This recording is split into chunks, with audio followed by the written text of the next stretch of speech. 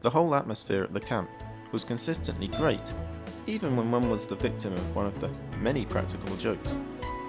At the end of the trip, it was party time! Well, what else can you do when you have a bottle of rum, fine Malagasy music, and a beautiful tropical beach? Oh yeah!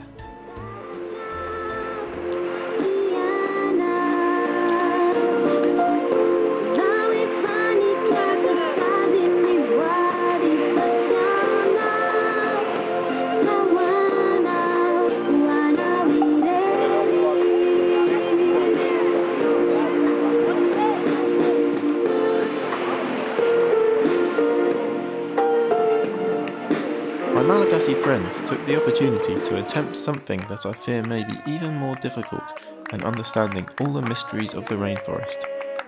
They tried to teach me to dance.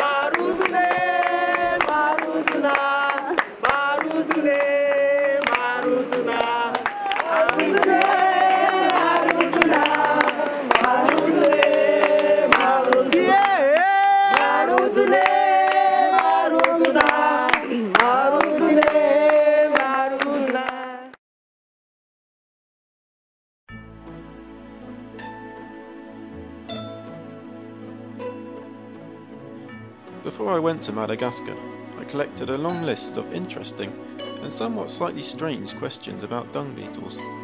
I promised the questioners that I would try to find answers for them while on the scene.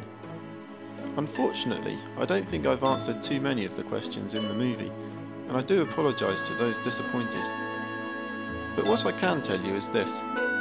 During the trip, I learnt that not only is it possible to ask all sorts of strange and interesting questions about dung beetles, but it's also possible to use dung beetles to help answer some deep and fascinating questions about life itself.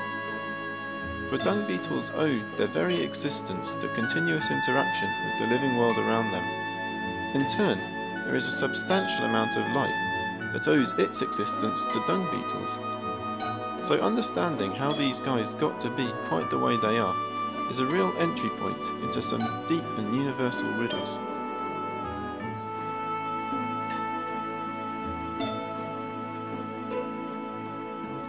I'd say I've had the greatest imaginable introduction to the wondrous world of dung beetles.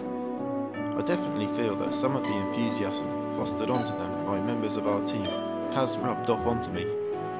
However, I think I've got a little way to go yet before I can properly call myself a dung beetle expert.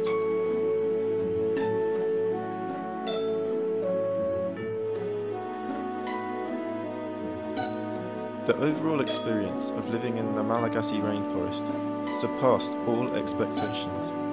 There was a real power to being surrounded by so much non-human life, and it really brought home a sense of just how incredible, but also precious, the natural world is. Within the last 50 years, the total area of Madagascar's forest has shrunk to a mere 10% of its original size. On the positive side, the government is currently fulfilling a pledge made in 2003 to triple the amount of protected areas in 5 years. However, with an ever-expanding rural population and thousands of species threatened with extinction, there are clearly many challenges still ahead.